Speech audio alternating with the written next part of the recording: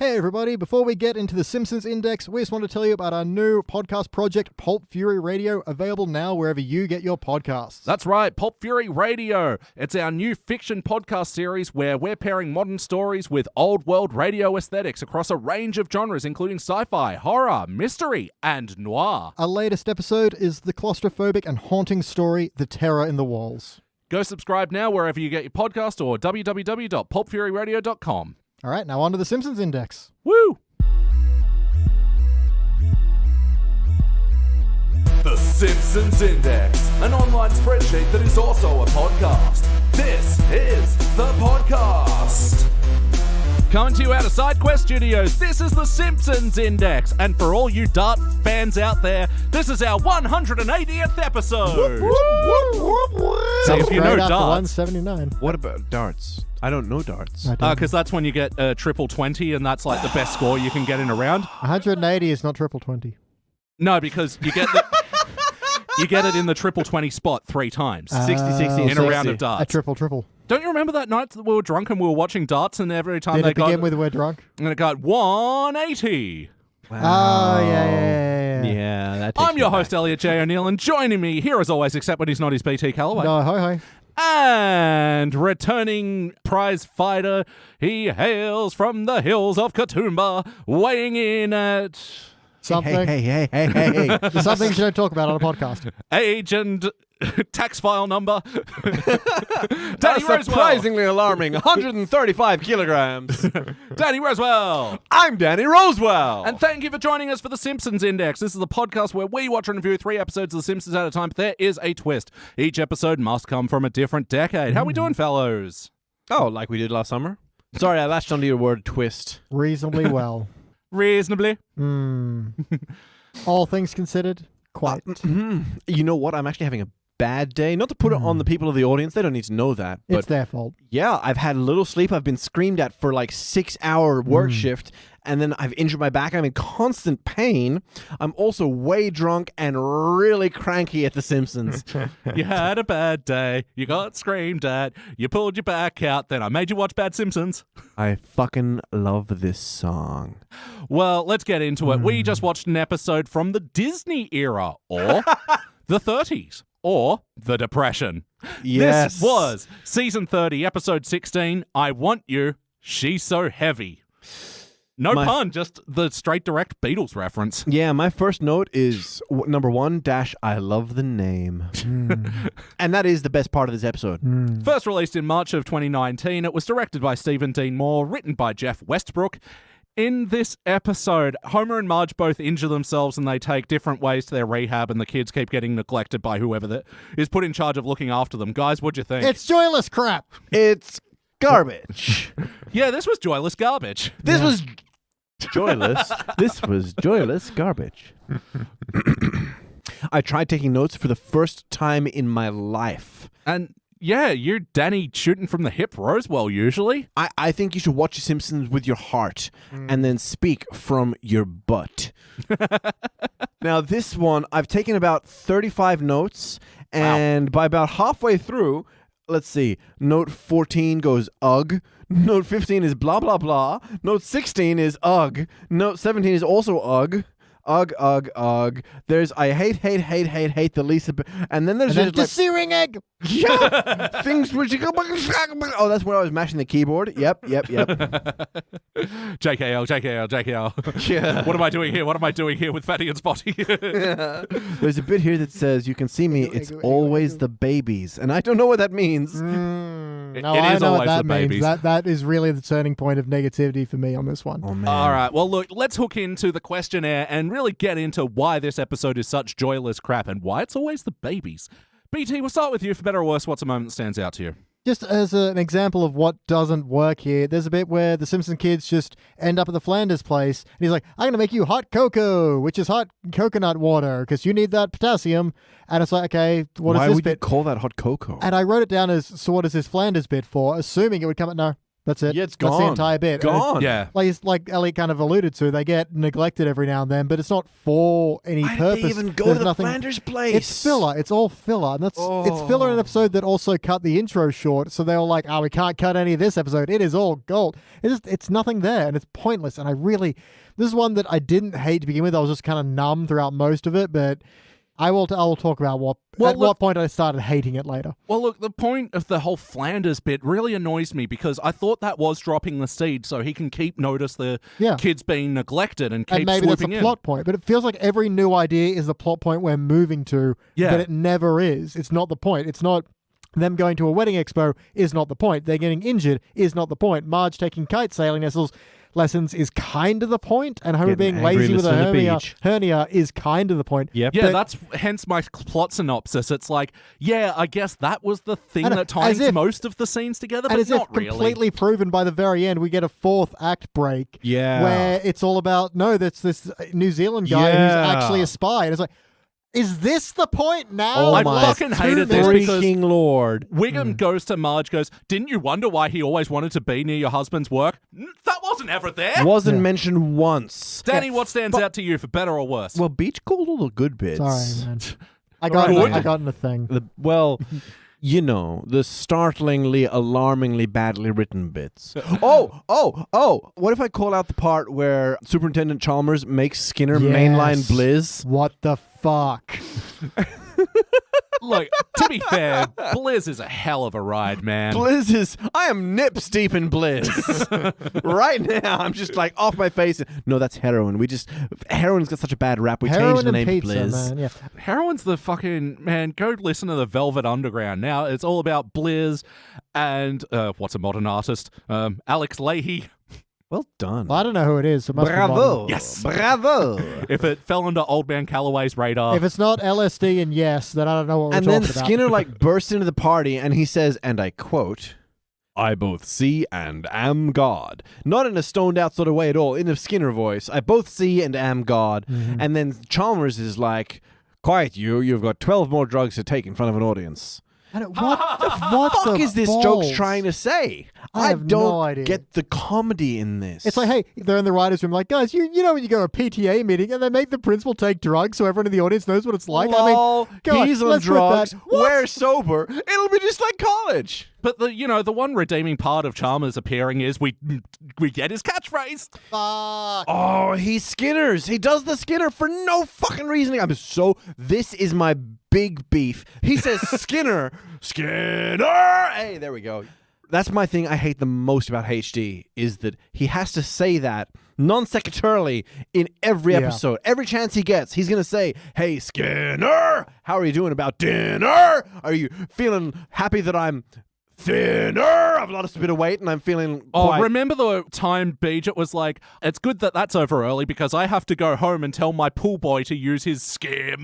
Oh, Fuck God. you. Not you specifically. Man. The writing staff. Yeah, they broke their back making that stretch. It is just diminishing returns again and disgusting. again and again and again and again. Look, I mean, I've already said on another podcast, we were talking about this last night, I fucking hate Little Britain because of catchphrase humor. Yeah. It's the fucking laziest shit. Dude, it's like if Chalmers lost his job and was on a sidewalk with like a sign saying "We'll say Skinner for food," it would be less pathetic than this.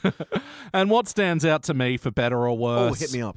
Look, I mean, in core concept, I do like the idea that Homer's taking his injury lazily when Marge is taking hers with physical activity, but none of the execution of this was any good, and especially down to Homer's hallucinating of his fucking hernia personification gnome thing. Yeah.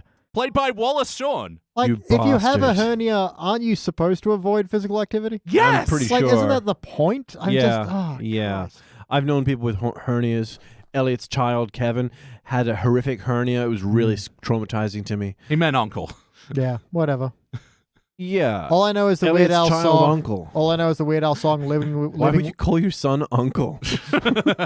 living with a hernia. So that's all I know about. Oh it. man, Yeah. you are missing out All the on time. the horrors Such of reality. aggravation. The Hey. grim horror of reality. Wonderful actor Wallace Shawn.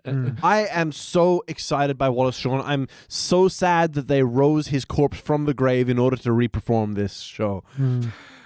Just for everyone playing at home, myself and Danny were sure this actor was dead. Are sure. Continue to be sure. Well, whereas Elliot and the internet seem to think otherwise. Wallace Shawn is alive as of recording this episode, the 4th of September 2020. Have you No, seen him dude. holding today's newspaper? A good 4 years ago, we all commiserated at how tragic it was that the world lost such a talented 3 actor. days after Bowie. I love this alternate timeline you guys have been living in. I'm glad you guys decided to converge in my reality. You converged on ours, motherfucker. No, but no, you'd have to converge on mine because the internet of my world is saying so. Yeah, I know. yeah. I know. You've taken over, like a parasite, you've taken over our universe. Yeah, so Wallace Shawn, what do we think of his performance? I think he's phenomenal. I think his script was garbage, and I Yeah. think his character was largely irrelevant. Yep, I'm 100% with that. This is the turning point for me into this episode being terrible, is when Maggie can see Homer's hallucination of the personification of his hernia. Okay, she can see it. If that was just a joke, that'd be fine. But that's how he resolves the issue. The hernias are like, no, Homer, stay on the beach and be lazy and don't go out in the ocean with Marge. And then Maggie puts a bucket on top of him and that solves the issue. It's like, it can't be a plot point if it's fictional. Like, it has to Yeah. be pointed out very obviously to us that this is a hallucination. There's also a bit where Homer is looking at the bottle of pills he has and it says, causes hallucinations. Yeah. But right before the hernia goblin, whatever you Oh, want to and call he him, shows clearly up. knows it's a hallucination. He Yeah. says several times, I'm talking to an invisible hallucination friend. Yeah, so then you can't have the resolution to that being Maggie traps it. Just Yeah. traps your hallucination. It's like, yeah, because it's this dumb. thing is meant to be the personification of his desire to be lazy in the face of having an excuse to do so. Yeah, so like I said, if we're going to have this thing where Marge and Homer have physical ailments that do require exercise, which a hernia probably does not, that's a core idea that's good, the two different approaches. And yeah, if you're going to wrap it up with this stupid fucking Maggie can see elves bullshit. It's just always the babies. play count. Have you seen this episode? No, you haven't. Neither have I. Let's move on. Wackiness. You hadn't seen it before? No, I'm not I up. didn't know there were episodes you hadn't seen before. I'm not up to date with 30 and 31, dude. Fuck. Who are you? What have you done with the real Elliot? Rip off your face and expose Wiggum's pasty core. I gotta say, I actually did like that reveal of Wiggum in the Homer costume. Yeah. and- The reveal itself was pretty funny, but it was in such a bad bit Yeah, that the was setup undeserved. was Wiggum in the police station going, we're bringing him in now, and then is already in costume in the... Yeah, that was stupid. Oh, yeah, wackiness. Do we want to peel the Band-Aid off that fucking weird-ass dick shit fourth act? Where do I start with fucking wackiness, man? The problem with taking notes is that I just see how garbage this whole episode is, man. What I meant to say was this Italian cooking bit. Oh, the Italian cook walking past me and like, hey, so Homer's in there talking to himself. Hey, cat lady talking to himself. Hey, Ralph's in the lobster tank again. What's going on here? It's so wacky. He's talking to the audience. He's not talking to anyone else. 2, he knows all their names. 3, he seated the cat lady and clearly put a fucking lobster tank on Ralph's desk. Why did he give Ralph a table at all? He hasn't got his dad there. This is See, it's the wacky. Simpsons index. And look, I don't know if this shit would be funny if this wasn't presented as The Simpsons, famous scripted comedy where the script fucking mattered. I'm all for sketch humor, but it's not what The Simpsons was originally, and now that they're trying to do it, it just feels like shit. I've got a note here that says, the hernia sounds suspiciously like Wallace Shawn. Well, I can delete that one. Now, guest star for the episode. What about you, BT? Do you have any notes of wackiness? I do like when they're at the wedding convention or whatever, and they're parading bridesmaids' dresses that look terrible to make the bride look better, and has the line of, they all come in colors known to scare seagulls. Yeah. I like that line. No, it's a good thing. It's something that I didn't know was a thing, and then you hear about girls go, Oh, fuck. Sorry, I just noticed. There's a bit where, they steal the name badges to get into the wedding expo, and then they do that thing of like, but you're a doctor, what's his name? You have to go do the keynote speech. And then he does it. Yep. And it's fine. It's like, Yep, then no what one was the gives. point of this bit? Who cares? pisses Doesn't go me off? anywhere. If they sold that a little harder, I could have got on board with, the subversion of expectation. But it just happened, and then it was over. And I was like, oh, then why did we do that? Very upsetting. That was And very especially upsetting. with Homer going, oh, that's right, I am Dr. Hefferman.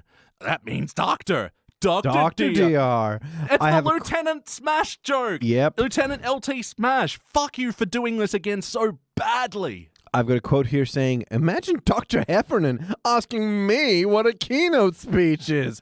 And then I've got a second quote, I'm starting to think that's not Dr. Heffernan.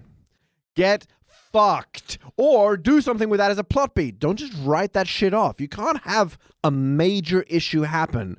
And he clearly has no idea what he's doing. And now he's performing a speech in front of an audience where he clearly has no idea what he's doing. And the people that know that he's not the person is the person who's watching the thing. It's the same with the kids' story. Like, they keep setting up things and it goes nowhere. Like, yeah, Jimbo and Shauna are traumatizing them with a bad movie and smoking in the house and whatever. But then, let's go for a walk. Oh, all of a sudden we're having a party, by the way. Yeah. Like, And that's pointless as well. and that's nothing. Goes Nothing nowhere. comes with that. Yeah. So, No, that's supposed to set up that your house is trash and your parents are cranky. And scene. Homer's like, you can leave now. yeah. I don't care where the kids are. Yeah, no, I thought that was going to be the point as well. That they were over at Flanders and the Marge and Homer just went to bed and didn't even check on the kids. Yeah. Again, not a point. Sorry, just while we're here, Beach, I know you got something to say, but I have several things. also Homer walking up the stairs, and the reason he strained his back is because Marge put on a Shut few pounds. up. Yeah, I could have... What the actual fuck? The idea is that kind of moment mean- where they're trying to play it as she blames herself and thinks that, but it's not actually thing. But it doesn't come across that way. It actually comes across as just sad. Yeah, Hibbert's like, yeah, bitch, you fat shit. Yeah, just Homer and She Hibbert is- being mean to her. She's like the skinniest, lithe little thing I've ever. She was so fucking sexy in this She show, by the fly. way. And if it was the Damn. point, You yeah, see her it's in that actually not... bathing suit when she was with kite surfing? That Woo! pink fucking bodysuit. Oh, girl. Jack, Girl. did you just realize you got a thing for kite surfers now? No. Or just Marge kite Just surfing? Marge. Just Yeah. Marge. To Marge! To Marge. But yeah, if that was the thing that they found out, yeah, it's definitely not about Marge's weight. It's about Homer's lack of physical... For real, man. Like, What but was he that fucking was never thinking? the point. No, they didn't make a thing about that at all. That he's a weak piece of shit that couldn't carry his lithe, sexual girlfriend, wife / lover up the stairs. Wife friend is the Thank correct you. term. So what was the thing, Beach? Well, we have a lot of drunken fun on this show, but I'd just like to say, do. while you can exercise for a hernia and reduce the weight, which is one way you can recover from this, you shouldn't actually strain the area of the hernia itself. Windsurfing, it's like kite surfing, in fact, works out the entire body. So Homer really should not have gone kite surfing. It would have been terrible for his hernia. Yeah. That's according to the internet of this dimension, which I don't belong to, apparently. So I Well, can't no, that's it. verify And we can Oh, only theorize, well- but in theory, right, because you're using your arms to hold on to it's the going to thing. work your core. Yeah. Hey. Now remember, if you can feel a muscle or know what it does, that's not your core. And whilst that is absurdity, I actually know exactly what he means. It's like the core is sort of this weird part that's like lower down below your abs, but kind of above them. And if you clench your abs or your groiny or your like whatever you're clenching, that's not your core. You've been listening to Big Jim too much. It's very simple. It is above your crotch but below your nipples. That's your core. Where is it in relation to the chi? Well, I've heard that pretend you're wearing a big sumo diaper. Got it? That's your core. Just the diaper? Just the diaper. I shit my core. Oh, wait, no, we're talking about the kite surfer guy. Let's fucking wrap this up. We, interrupted the episode to try and figure out this Yeah, we guy's were trying accent. to figure out if he was a Kiwi or a Safa or an Aussie, and we were just like, we don't know. This was the most I was horrendous. very convinced he was Australian.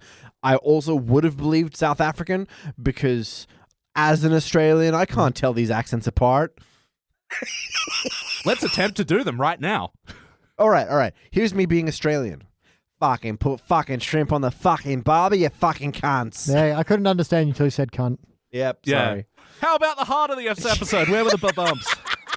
Heart of the episode, I've got the answer, and that is where Marge says, if you don't come after me, there's a big problem. That is the realest shit she has ever said in The Simpsons. Well, they keep introducing these stakes with Homer and Yeah. Marge, especially in this era that it's fucking do or die, life and death. But Yeah.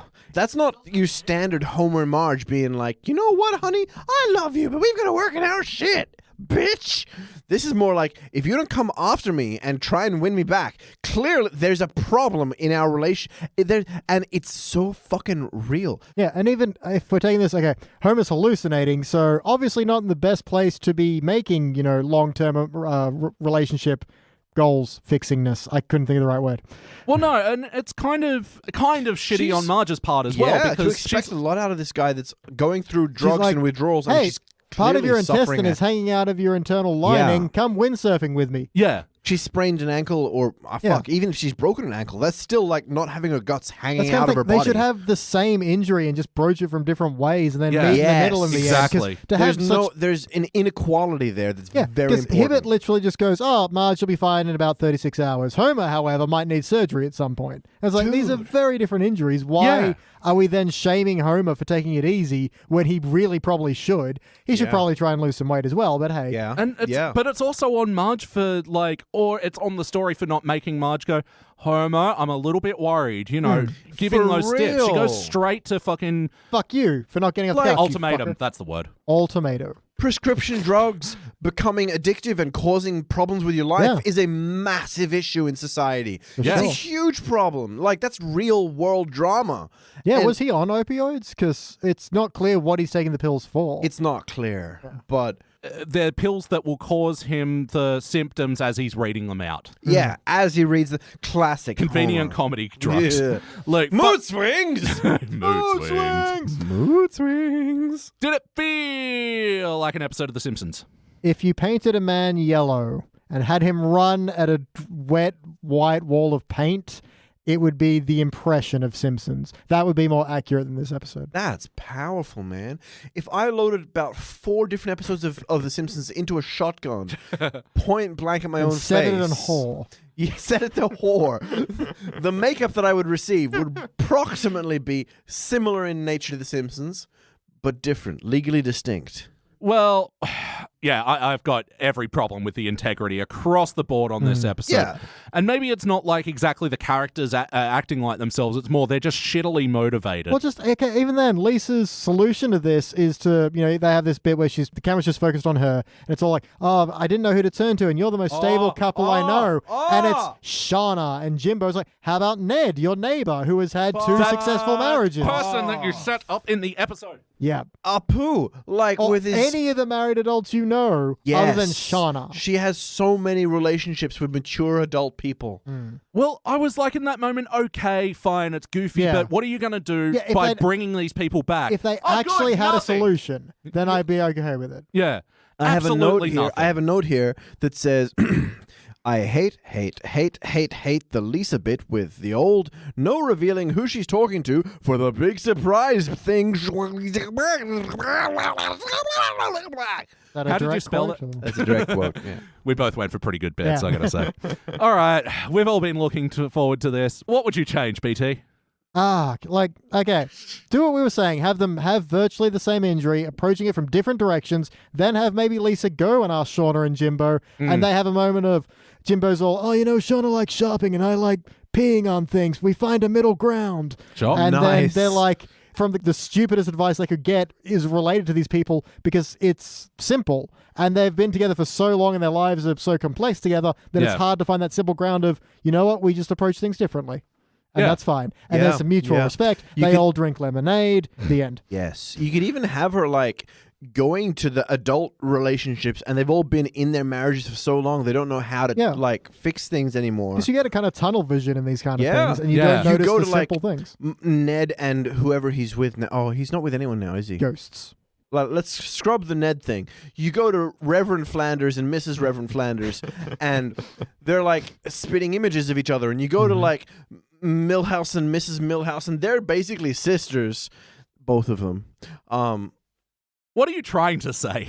I'm saying that she goes to all the married couples, and Yeah. they're so similar to each other, and they've been together so long, they don't understand how to solve crises and stuff. And Yeah. so she has to go to like more Yeah, the out dumb there young love. sources, yeah, to like get an example of how when things fall apart, how do you pull them back together? Hell, do the opposite. Have her go to Grandpa, whose marriage fell apart, and she finds out that they could never find common ground to talk on. Then they go to Apu, who cheated on his wife, and finds out they never had common ground to meet on.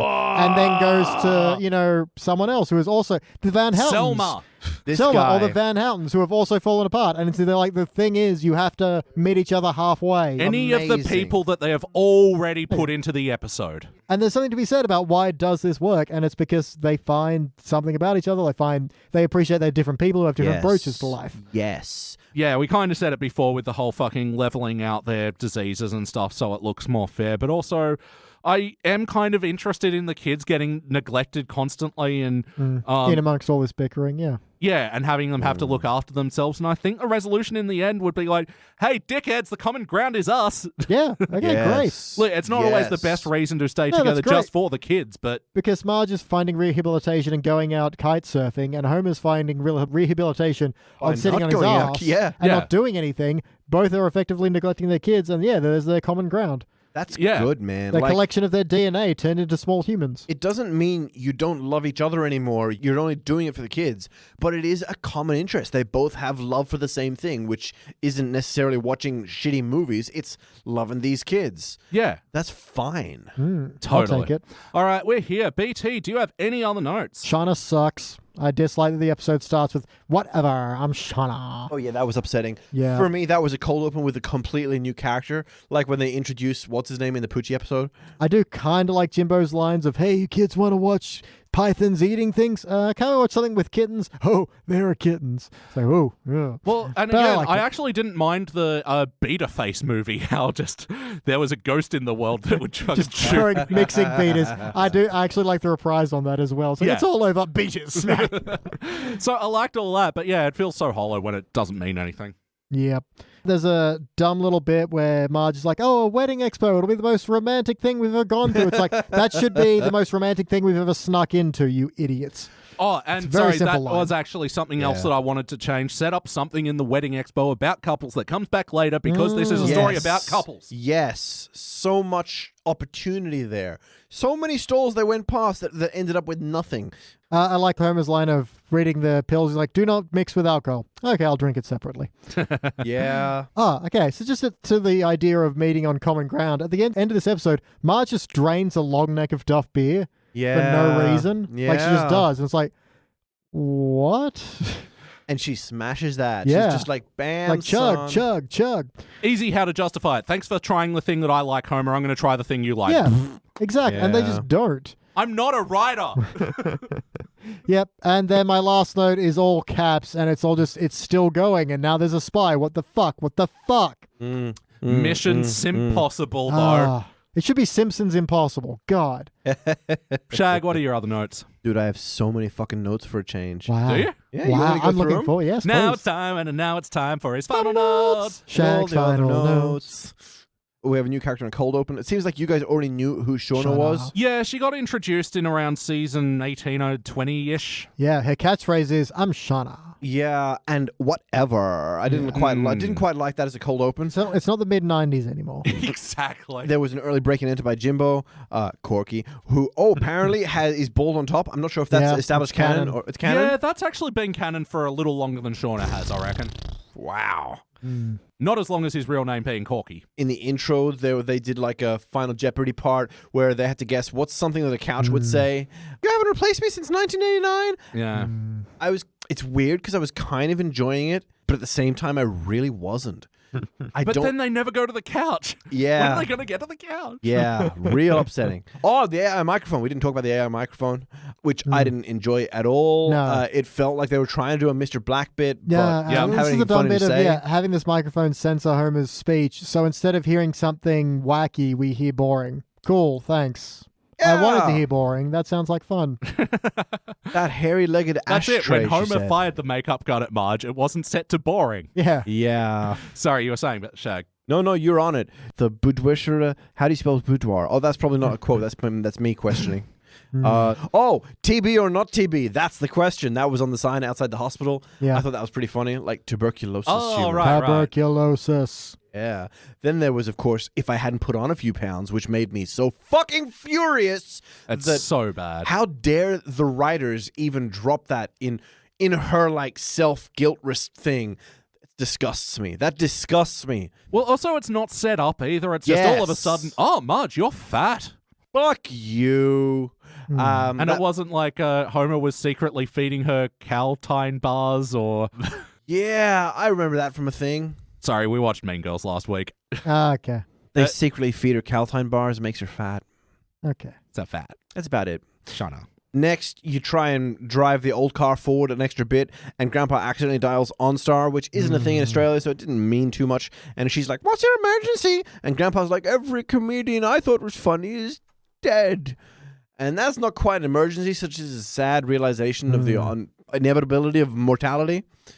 It's good when a Simpsons reminds you of that, isn't it? Yeah, I wouldn't call that a punchline so much as like a slap in the face of your future. It's an emotional sack whack. Rough, man. Bart trying to... I know you asked for notes, and you're like, oh, fuck, he's got so many fucking This notes. is why we don't let him take notes.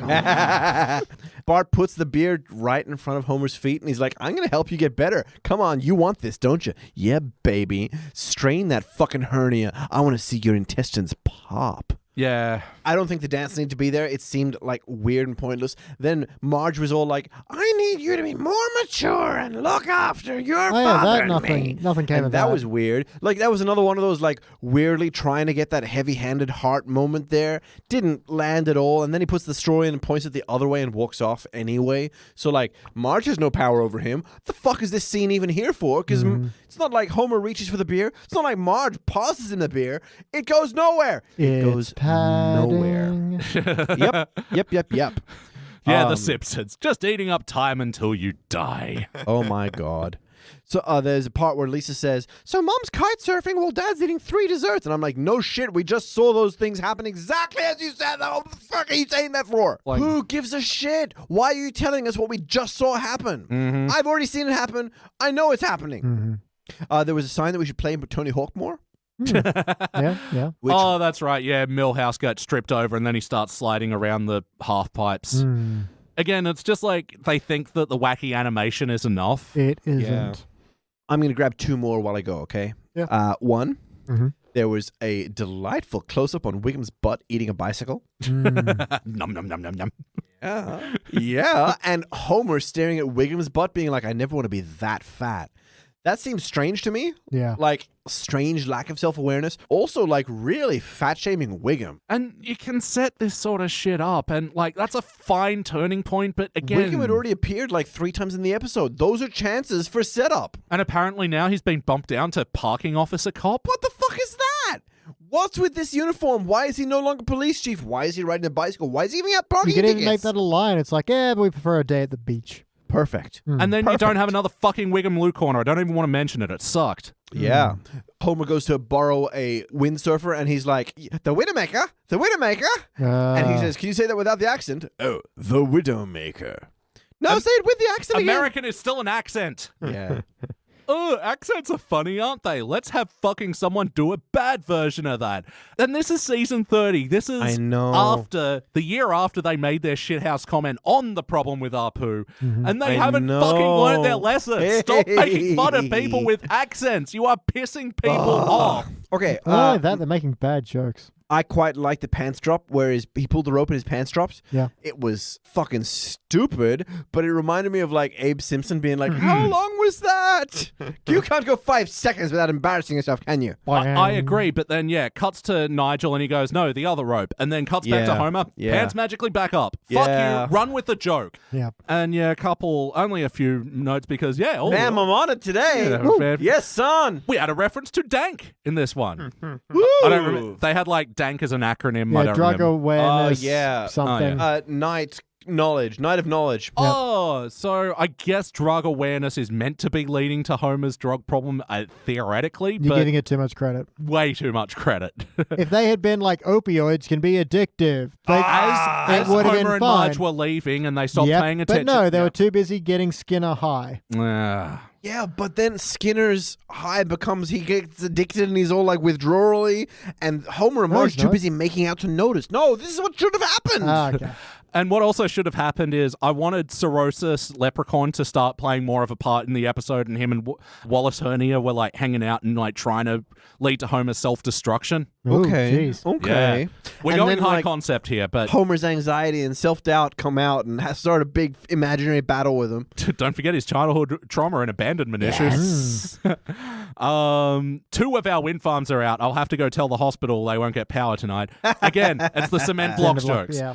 And yeah, the last scene where Homer's like, I'm ordering takeaway, and Marge is like, no. Yeah, what the fuck was with that? And then he calls the pizza shop, staring directly at camera, being like, "This is a joke for you, the audience. You Hello. like pizza, don't you? Can I get a chocolate cheesy?" I want long description. We don't make that. Can you? Cool joke, dickhead. Who gives a shit? It's time to rank Who this gives thing. a shit? It's on the Simpsons Index. We rank using our 6-point scale, which starts down the bottom at failure. And if the episode is, you give it participant. But for the positive rankings, you got okay bronze, good silver, excellent gold, but for the best of the very best, the episodes which the Simpsons could not exist without, you give cubic zirconia. I'm going to go first. Let me show you how it's done. Fail, fail, fail, fail, fail, fail, BT. Sorry, I just want to listen to that back at half speed and see if you sound normal. Look, I could have participated in this because I was mostly just numb until the very end where the conclusion of the entire story is dumb and then it just keeps going for another bit. And for that, like, I was just bored to this episode and felt nothing and was going to be okay with participation. But no, for that, kick it in the pit of failure. Danny, finish her off. Did he turn out he was like a Nazi or something? Was he a Nazi? He was a spy. A spy But- for New Zealand? I guess. For evil New Zealand? Have you ever heard of Old Zealand? No, because they took them over and destroyed them. I see. Mm. It's interesting that I had so many notes and more than half of them are just random letters bashed as I was attacking my keyboard. I did see that. I felt bad for your keyboard. Those were the right notes Look, to take, though. I like being succinct, and I summed it up at the beginning. It's joyless crap. Yeah. You know, I had a thought while I was on the way here that our ranking system is like failures like reverse, participants like neutral, and then bronze, silver, gold, and like first The gear to same thing. fourth gear. Ah, there we go. Yeah. Yeah. So this one is definitely a failure. You were definitely driving down here then. All right. In neutral. Save petrol. Well, you're going down the mountain anyway. Yeah. So. It, man. Let the mountain do the work. Physics is your best friend. All right. Unanimous failure. We are giving this episode the index finger. It will be the 3rd episode from season 30 that we have given the finger so far. It'll be joining Bart's Not Dead, where Bart almost dies. and Much then- like every other episode, Bart is still alive. and reviewed just last week. 'Tis the 30th season, a Christmas episode with absolutely no fucking point. And just scrolling down to the end of the spreadsheet, I've decided to do a couple more season 30 episodes in the coming weeks because, season 30's just hit Disney Plus, and we're pretty behind on the Disney era, the Depression, the 30s and 31st. So just playing catch-ups a little. And this is the 10th episode from 30 we've reviewed, and yeah, the 3rd failure. Only one has gotten a dull bronze, and So everything he's else telling is... us that the next 2 episodes in this episode are still season 30. So you're saying No. there's a chance. But what I am saying is that because we're doing a Disney era one, we have to skip out on a different era. And tonight we're skipping out on the teens, and we're going to go watch an episode from the HD era now. We're going to go watch Opposites of Frack. BT, what's this episode about? This is where they get really into Battlestar Galactica, who are known for using the term frack instead of fuck. Good call. So Yeah, deep. given Deep cut. it really kind of parallels the Pegasus story arc, which was, wow, just such a good arc. So I'm looking forward to this. Are there any distinct impressions from Battlestar Galactica? A Cylon, right? Yeah. We go together because opposites are frack. That's pretty good. Pretty good. You need to watch Battlestar. We'll be right back.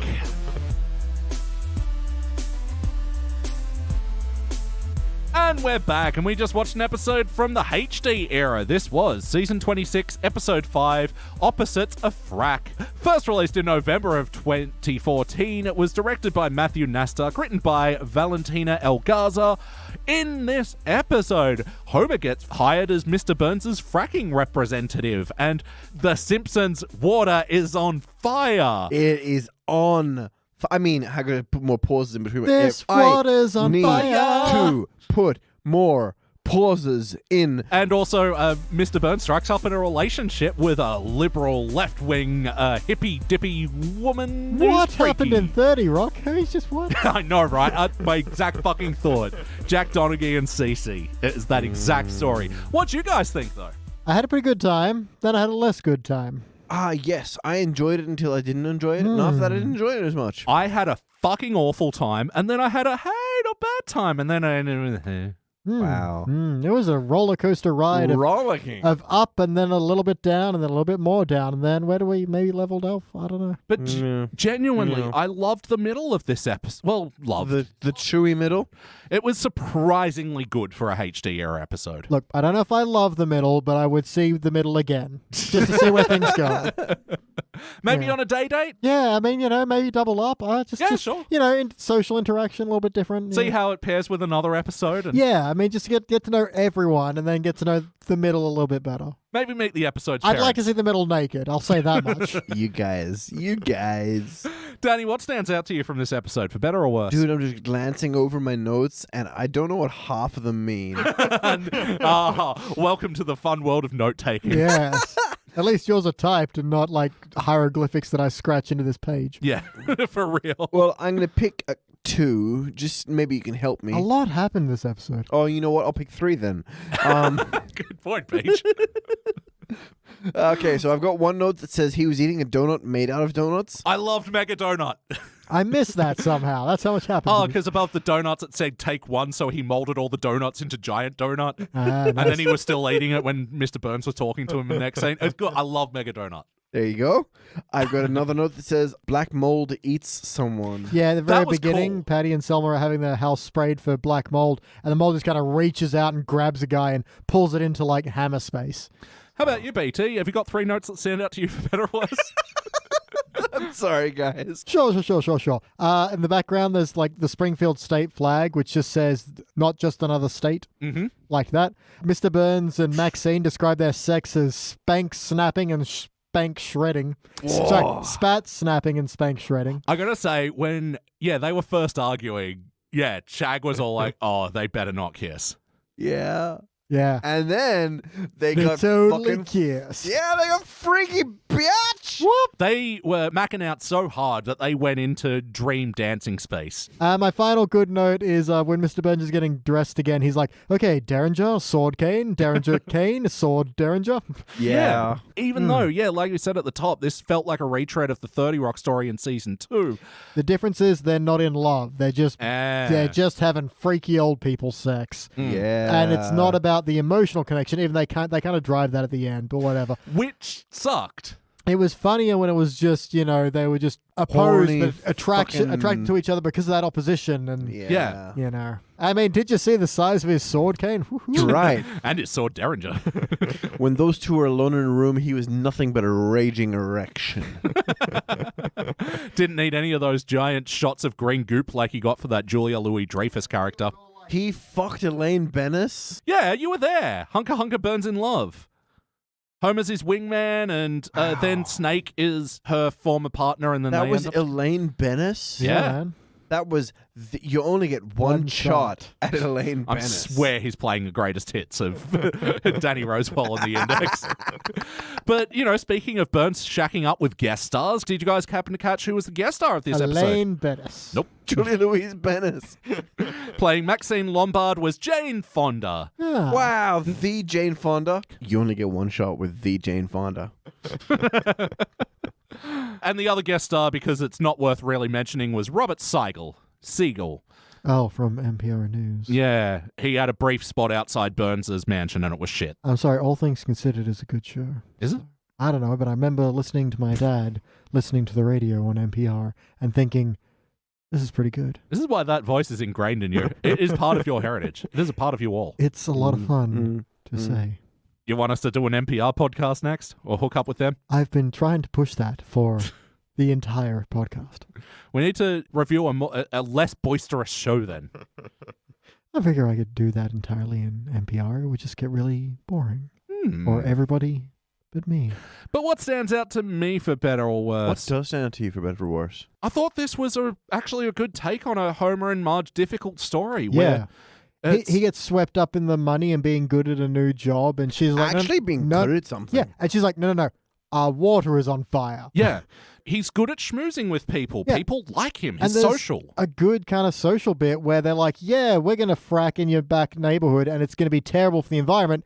We're going to give you all $5,000 though. Yeah. And for a lot of people, $5,000. yeah, and for a lot of people, that's huge. You know? Yeah. Dude, that would pay off your credit card debt. That's it. And Frank's like, look, if you look at this logically, this goes Yeah. into this Here's and the causes dry, this. boring science behind why this is a terrible idea. $5,000. Bam, bam, bam, bam, bam, bam, bam, bam, bam, bam, $5,000. Dude, just to keep that in Y'all mind. ready for this? That is more than $10,000 Australian. I know. Can you imagine being offered $10,000? I would like, throw it on the pile, and the pile would be bigger. I'd be like, Snap. frack me, daddy. Oh shit! Like, I will say that is the one of the downers of this episode is the whole, like, over-explanation of, here, bring you up to speed on what fracking is. Yeah, but to be fair, I've heard the term fracking so many times, I've never Tell me what it actually is, figured out quickly. what it is. Well, when a man and a woman love each other very much, I think it's actually... there's a stalk. Raging hard stock. So that's a part of fracking I don't get. How is fire water? I would drink fire water. It's because like the explosions are sending gas through the And because plumbing. pipe, small space, and once it gets released, boom. That's beautiful, man. Mm. That's where babies come from. That is where babies come from. When the pressure builds up in the pipe and then boom, Yeah. you're not wrong. I know. Yeah, audience, I hope you didn't come here for our explanation on fracking because we're going to... Why the fuck would you? Why the frack would you? I did like the documentary video, especially with the old farmer type. Used to be you could try lighting your water for hours and nothing had happened. Yeah, I feel like that was unfortunately overshadowed by the, did you turn off the slip and slide? Whoosh. Oh no. Oh, I But thought that was a fine button on That it. was a fine button, but I just like the simplicity of back in my day, you try to light the water all day long. Nothing happened until the cows came home. Yeah. Play count. You guys haven't seen this episode before, and I have, and I barely remembered it. Frack, no. Frack, no. Hey, Belliot, what is four-bore moment? We actually were discussing this on the last episode with Phil. It's short for better or worse moment. For B or W moment. Oh, it's not for Borwa.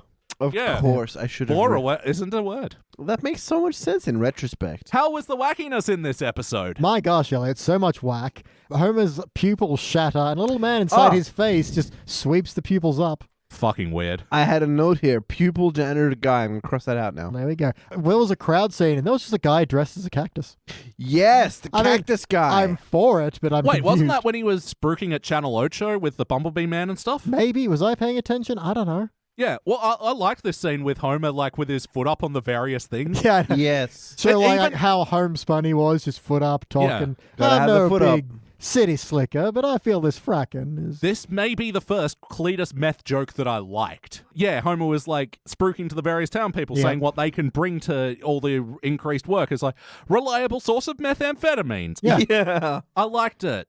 It was yeah, good. it's quick and it's done, and yeah, I agree. But, you know, in terms of wackiness, I want to bring back to the start of the episode and in the times where Homer's pupils were shattering and Yeah. shit.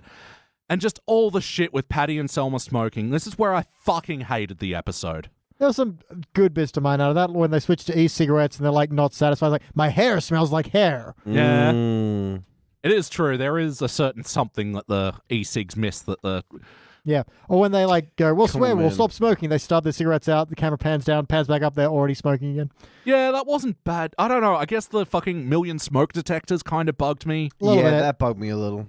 But, And Marge laying it on thick and then going, Homer, you ate the steak. Now you have to do what I fucking say, cunt. yeah, that went from being, trying to coerce you with food to, no, you ate the food and that is the contract you have signed. You have signed the deal. Although I did like them going to the bathroom and trying to hide their smoking. We'll turn on the fan. Yeah, turn on the faucet. No one will know that we're in here smoking. Okay, It's yeah, like that brought me back. Classic, right? Doesn't that take you back? Took him back to Yeah, smoking, high school smoking, man. waving your hand with the cigarette. The smell won't stay in my hand if I do this all the time. But then, you turn the faucet on and the house blows up. Mm, Yeah, that's what happens. I remember that part. yep. So, yeah, what I hated mostly is that this was just clearly a tacked on fuck you first act. And, like, although, yeah, it technically led to the fracking and the water fire and stuff, it's just like, yeah, he dropped off Patty and Selma are at the dog track, and it's like, that's it for that part of the story. It's a foofa. Foofa? Fuck you, first act. Oh, cool. I like that term. Fufa. Foofa. It's fun to say. Fufa. Did you guys have any other wacky notes? I quite like that Marge set up all these mirrors so they could watch Canadian on Canadian violence. I do like Homer's line of, no, I ain't no Carl, but I ain't no Lenny either. Yeah. Although I will Yeah. say negative wacky. He's all like, I never got a promotion before. Yes, you have. Oh, yeah. Yeah, he has. You were promoted to safety inspector. You were promoted to executive. You've had plenty of promotions. Especially under Mr. Burns. Let's not start on the other jobs that he's had. But to end on a high note, I did really like his line of, I don't know, fracking is one of those scary Lisa words. It's so good. Yeah, the middle of this really was great. Yeah. Yeah. A lot actually- of this episode was great. Another good bit where they're just sitting at home and there's like the motorcade pulls up outside. It's like, Lisa, motorcade. Yeah. You guys need to go outside to smoke. Yeah, nature is God's ashtray. Nature is God's ashtray. Isn't that disgusting? Yeah, stop putting your damn cigarette butts everywhere, smokers. Can I I just appreciate say, your right to smoke, but God, it's gross. I've got one here that just says Homer's dead. well, yeah, I mean, that's every episode. Oh, he gets hit by the wrecking ball. He gets hit by a wrecking ball. He also is also a god. Yeah, but he's also dead. Dead Yep. God. Yep, Maybe you survived it like Miley Cyrus did she didn't. when she got hit by that wrecking She ball. didn't. Have you seen her since? No. Look, there's a bit of wackiness and a bit of frackiness to talk about in this episode, but let's move on to the heart. How was the emotional core for you guys? I think we had two relationships running in tandem in this episode. Yeah, that was pretty interesting. It didn't quite come together the way I wanted to. I do appreciate that Marge finally gets through to Homer, who's been swept up in all the hype of everything, but kind of just does it by repeating the same thing, which Yes, I didn't which like the almost works, repetition. but like I didn't like that. no, but I get You didn't like what? The repetition of our water is on fire. She Our does- water is on fire. Our water was on fire, not is on fire. And you didn't like that repetition. Didn't like the repetition. I don't like that she didn't try anything else to get through to him. But by the same token, it's pretty simple. How much more Yes, simplistic but do our you get? water is on fire. Yes, that should mean something. Yes, is the but point. our water is on fire, Beach. I know. Yes, but our water is on fire. You've gotten through to me. There you go. Bam, checkmate. But how about the heart between Mr. Burns and Mrs. Maxine Lombard? Yeah, I dislike they decided to mean have Ms. feelings for each other in the end. Yeah, Like, me too. I like the idea they were just having this flirty relationship in amongst their Yeah. serious business relationship. It was mostly to set up the classic, just like, oh, look, it's a couple in bed with their iPads. Oh, aren't they just boring now? Yeah, that was stupid. Because it was like, hey, look at them being bored together. Well, you know, boring is boring. Yeah, Yeah. that's the thing. I could have taken the first bite at that apple, but then to run it through the credits was just tedious. For real, man. It's like we already know that everyone sits in bed on their iPad all night. Whatever. Whatever. Like, Whatever. bingo. I've got a note here that says it's always been the dancing, and I don't know Yeah. what that means. That was a reference to Rich, Rich Texan, Texan. where he's all like, I ain't all about that fracking because you can't dance in fracking gas. You got to dance in oil. Woo! It's always been about the dancing. Then Yeah. he made us watch him dance for 3 hours. He's only got one move. That was the kind of line that leveled it out for me a little bit. It was. I think that's another shitty part of the episode because it's kind of setting up Bart and Lisa's involvement Yeah. where they aren't involved. And I guess to your point, Shag, about Marge's repetition not being enough, which I kind of push back because I think that worked for me, but I think there should have been a bit more pushback, especially from Lisa. But especially Bart. No, especially Lisa.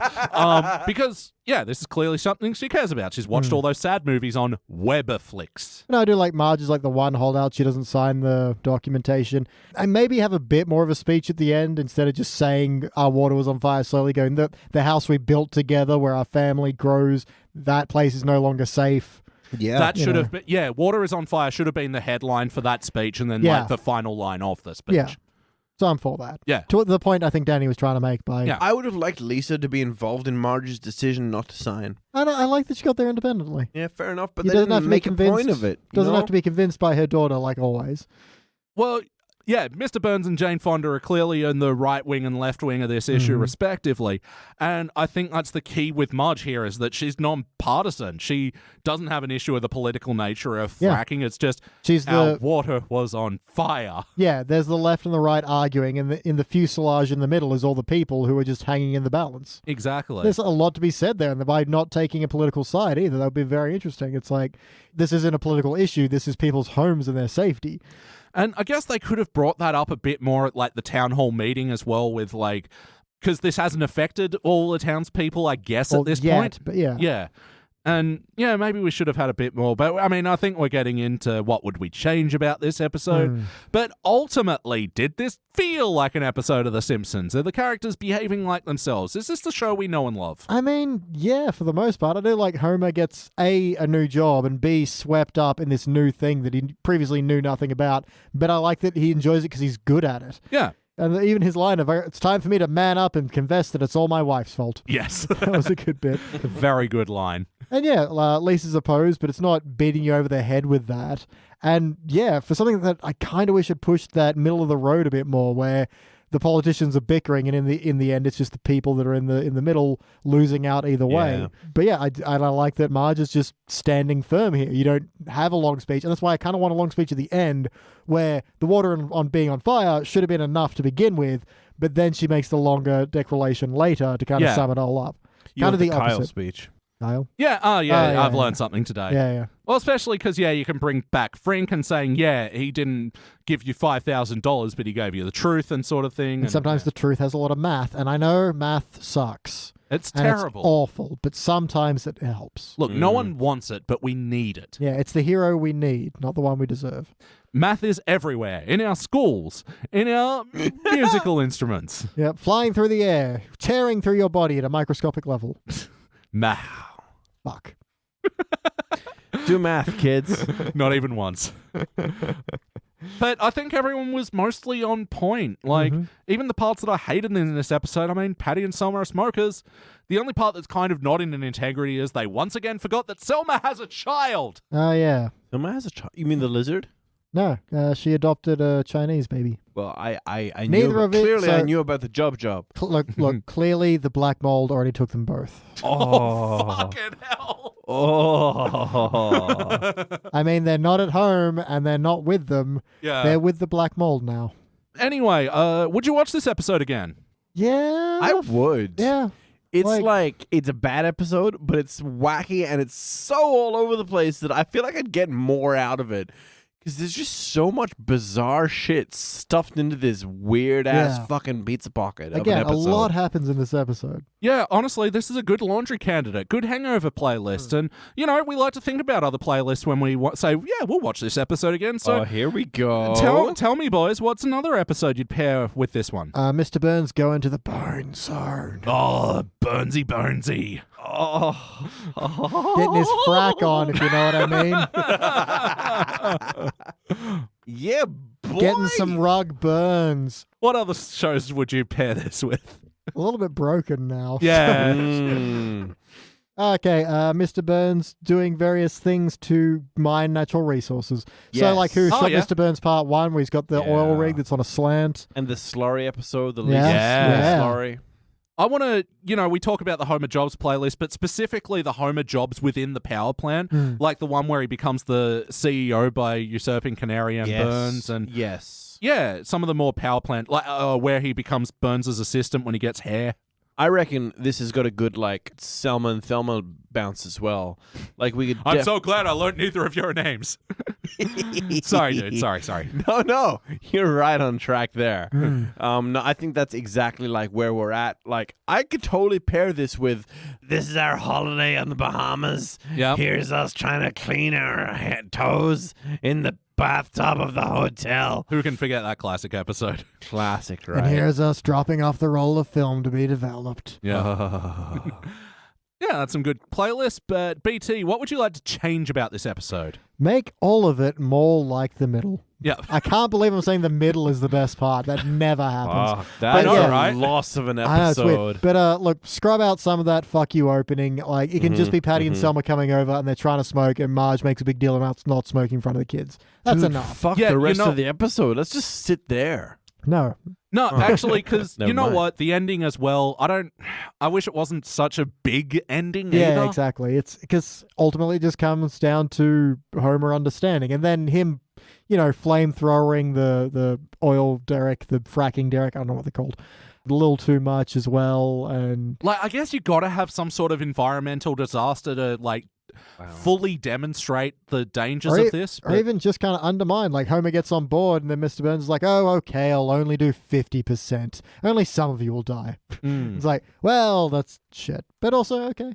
But, yeah, to your point, because I said already that I didn't mind that Patty and Selma smoking in the bathroom led to the water explosion thing. So, yeah, have that. They've got to stay in there, and they are just covert smoking. None of this fucking million smoke detectors.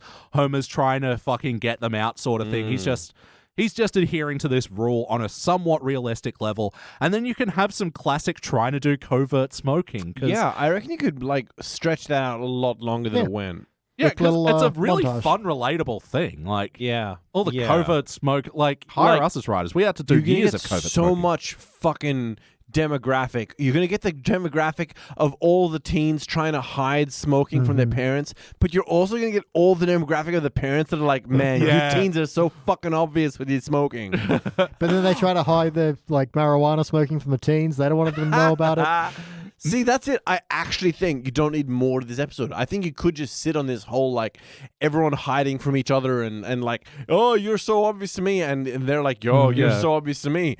I think there's so much gold in that shit. You don't need fucking sudden environmental disasters and fracking and blah, blah, blah, blah, blah, blah, blah. Oh, right. And is that what you'd like to change about the episode? The blah, blah, You blah, know blah, what? Blah, blah, blah. I would scrap out most of the blah, blah, blah, blah, blah, blah, blah. Uh-huh. I kind of like the Monty Burns getting his freak on, so I'd find a way to get at least that far, but I'd probably tie it back to the Siggies rather than down to environmental fracking and natural disasters. Okay. I'm still working this through as I say it. I haven't exactly like planned this out or We were anything. talking before, the podcast, you're swan diving out the window, hoping you land into a point. Yeah. Yeah, you never know where it's going to go. But like, it's probably going to reflect their crisis. So like the Simpsons house is undergoing like Homer's so cranky with them, they have to hide their ciggies. And maybe, in fact, I know that Homer eventually becomes like a symbol of the screenwriter's love of smoking pot. So maybe like he's like trying to smoke pot secretly whilst at the same time telling off Selma and Louise for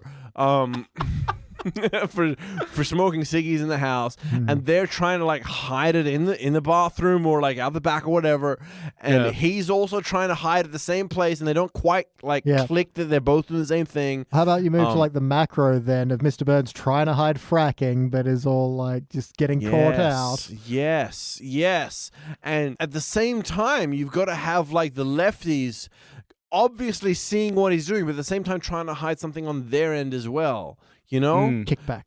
Kickbacks, yeah. Or they're all just fucking hippies that are smoking pot secretly in their senator offices because they're so fucking lefty. I think that's always the problem, though, when people try to do a left-wing, right-wing balanced thing. It's like, fuck the left-wing people, we're having lots of empathy. Yeah. Oh, those right-wing people are destroying the planet and murdering the animals and killing the environment. But those lefties, look at them smoking their pot and sitting in their fucking offices doing their jobs. I'm all for a balanced take and all that sort of shit, but the right have got some fucking crimes to answer for at the fucking moment. And it's like, oh, well, fuck us for trying to feed people, right? Yeah, so, I mean, we've had Donald Trump for a little while in office now. We're not even in the same country as him, but holy shit, man, that shit echoes out. We've got ScoMo. Yeah. Schmomo. He apparently likes ScoMo, so you call him Schmomo. Shmomu surprisingly looks suspiciously similar to Donald Trump's shadow if he was cast on the other side of the planet. The alternative nickname for him is Cunt Dick. Oh, yep. That makes sense. Hey, Elliot, what would you change? I already said it. Damn. But I was going to say, because I really like your point about how, like, getting the demographic of the parents who are trying to hide their smokes from the kid. And it reminds me of this funny yet awful yet funny story of a friend of mine. She was saying that she was like covert smoking and, you know, didn't want her son to find out and whatever. And so she'd just go out the back and have a ciggy late at night after she put the kid to bed. You know, she'd never smoke in his waking hours was basically her policy.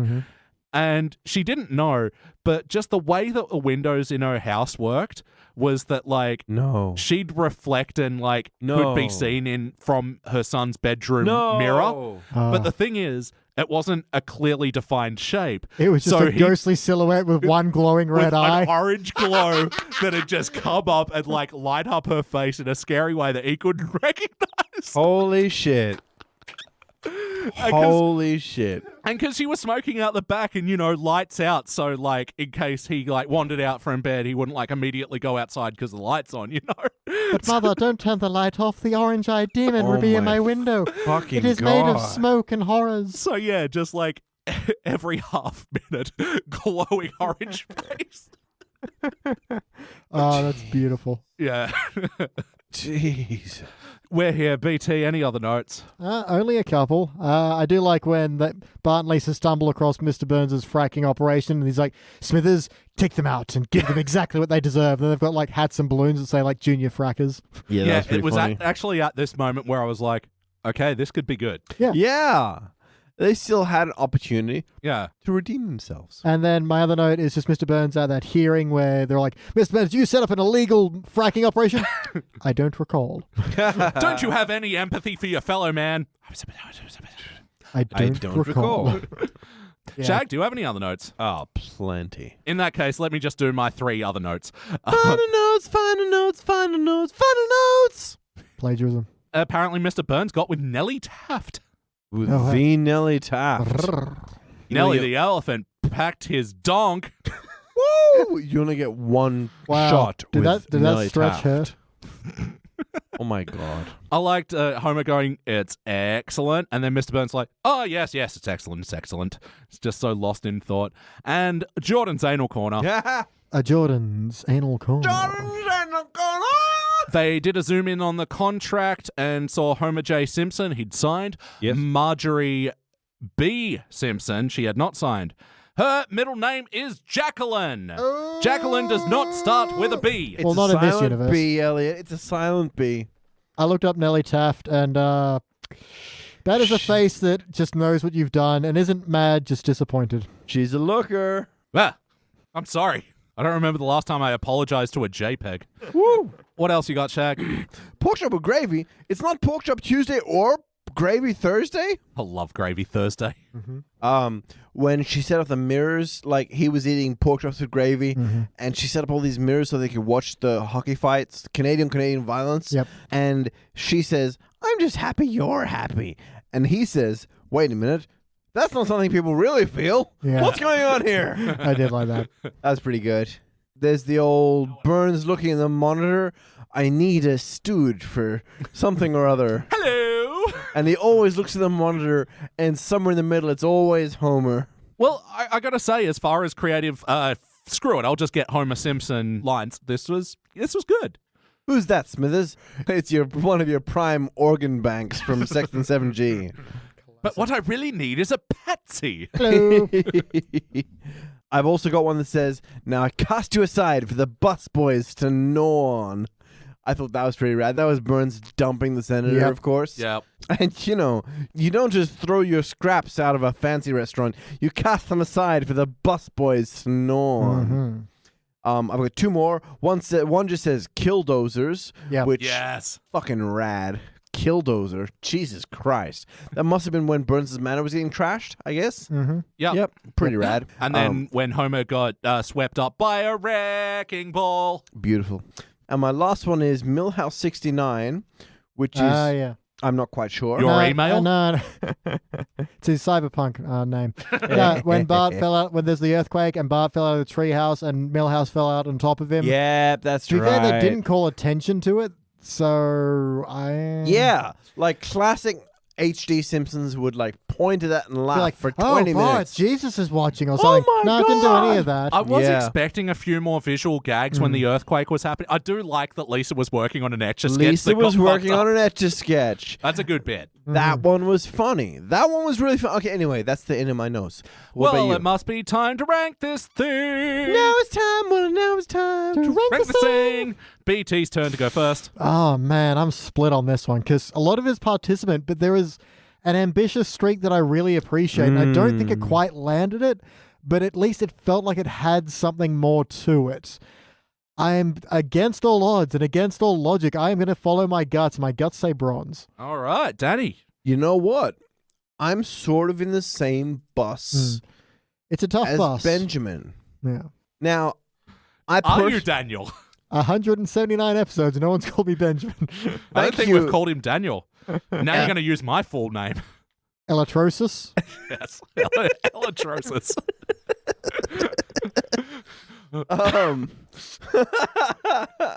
To be honest, I'm between a bronze and a silver. Oh, wow. Like, as an episode as a whole, it's garbage. And yet, the jokes, each one by themselves, I think they're pretty funny. Mm-hmm. So, like, to be honest, I could easily go a silver. I feel like I should go a bronze because it's a garbage episode. But if I go a silver and you guys go participant, that's going to land us on a bronze. You already know where I've gone, so. Yeah, I didn't even listen, though. That's fun. All right, I'm going to go bronze because I know it's not worth a silver. I just think that it feels like a silver compared to you two failures will give it the bump it needs. Again, he went bronze, and I'm also backing up that bronze thing.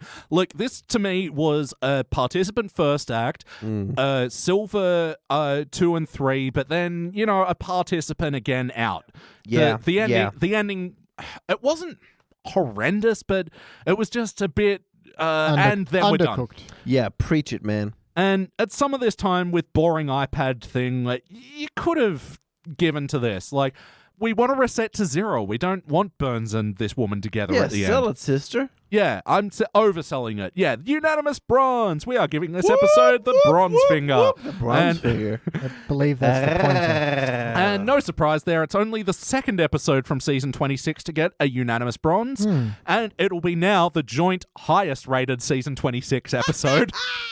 What was the other one? It'll be joining Covercraft, which Okay. when Homer becomes a bass player. And That was some fun. that was like, yeah, all the dads getting together to form a cover band. That, yeah, good fun. And yeah, Homer is a bass player. I can relate. I'm bald and I play bass. All right, so we are going to leapfrog the teens era now and jump 19 years out to season 7, Ooh. where we're going to go watch Sideshow Bob's Last Gleaming. BT, what's this episode? It's the one where Bart finally gets Sideshow Bob and just sets him on fire with napalm and white phosphorus, and he just burns for 20 minutes. Just polishes him and polishes him and polishes him until the sun reflects off Until his he's gleaming. bones. Elliot, can we watch this episode now? Yeah, let's go. We'll be back. Ever so lovely there. Oh, Beej, you're being ever so creepy. Ellotrosis, Jallopicus, Nojellen, Nelly Ray. What? Your full Oh, name. my full name, of course. It's been so long since I heard it in the old country.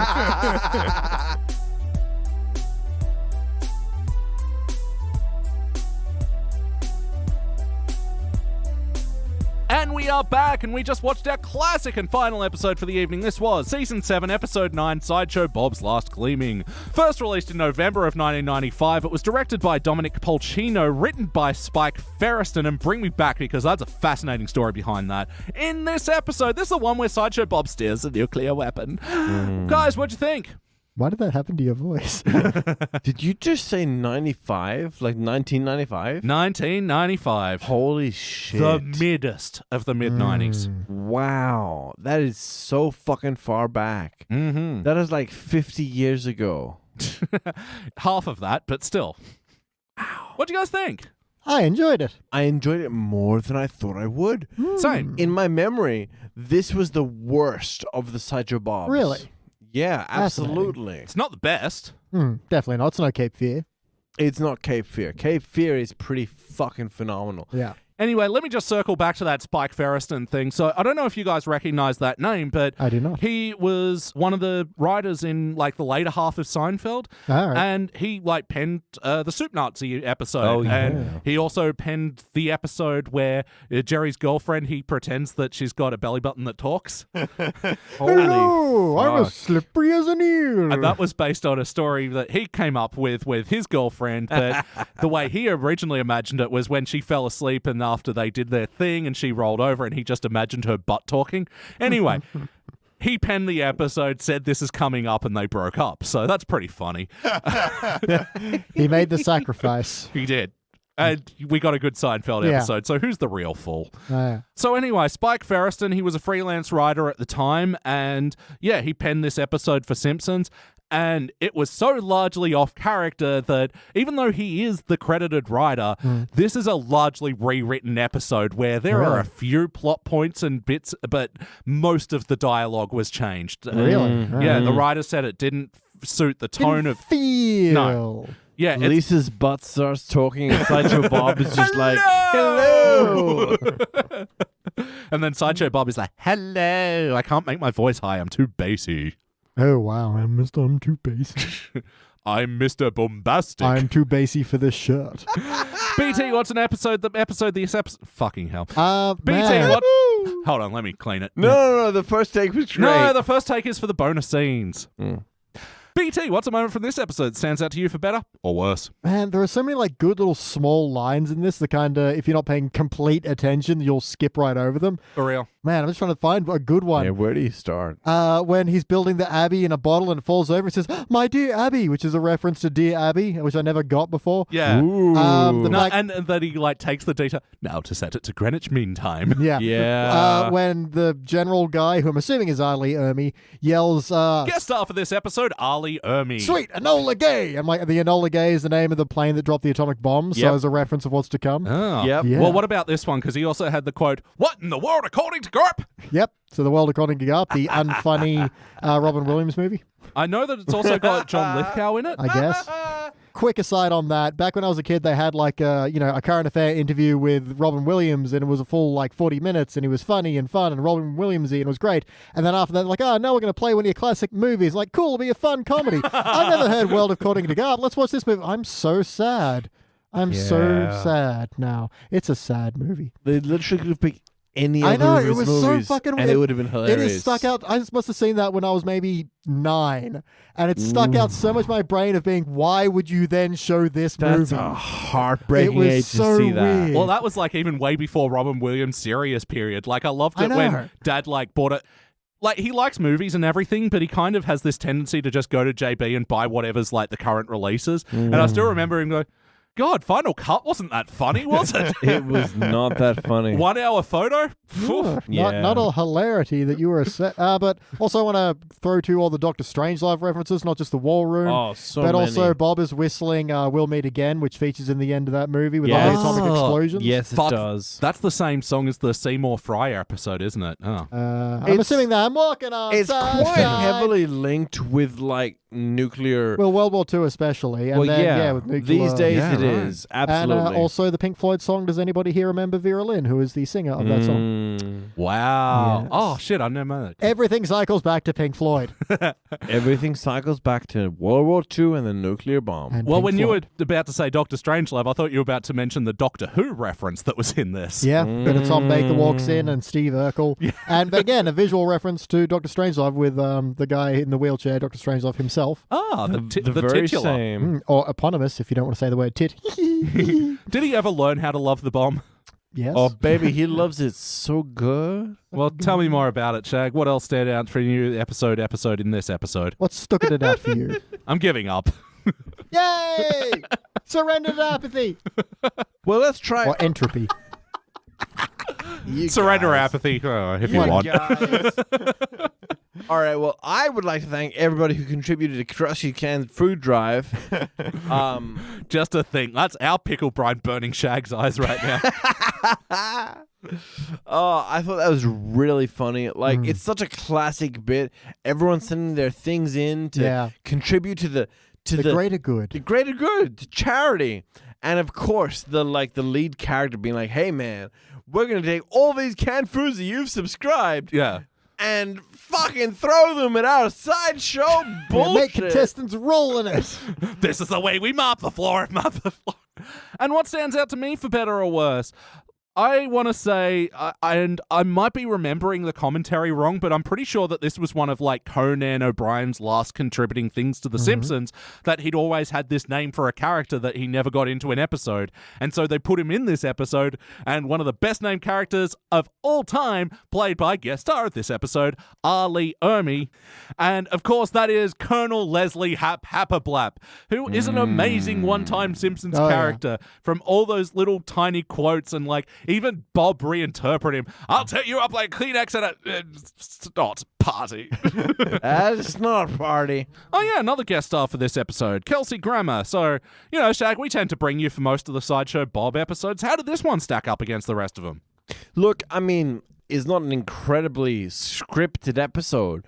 The plot beats don't line up. They're not great. It's not a great episode, but his performance is immaculate. The performance and the comedy stringing the plot beats together is what is the sinew that holds us. He is gifted. Without Kelsey Grammer, this episode would fail so fucking hard. But he is just a gift.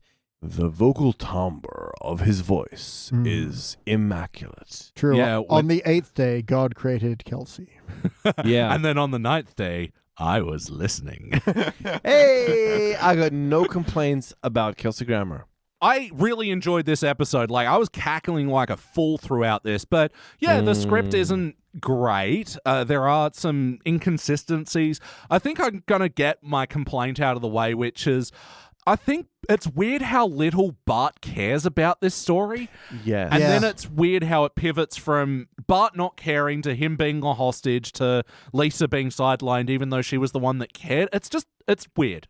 Yeah. Like, it doesn't not work, but... Yeah, they do make parts that make it work. Like Lisa meeting up with Homer and Marge again and be like, I was trapped inside, and then we figured out where Sideshow Bob was, and then I was in atomic blast, but I'm okay now. Yeah. Yeah.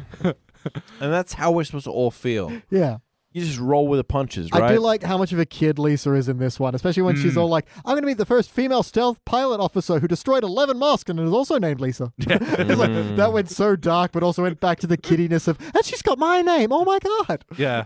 I will say, actually, about the whole air show thing, it's funny how from the get-go Marge was so unenthusiastic. Oh, yeah. And the poor thing, she's being dragged out to this thing. It's giving her a headache. She just doesn't like it, but she's going along And with I do love Homer's line, if they didn't have any aspirin, so I got you some cigarettes.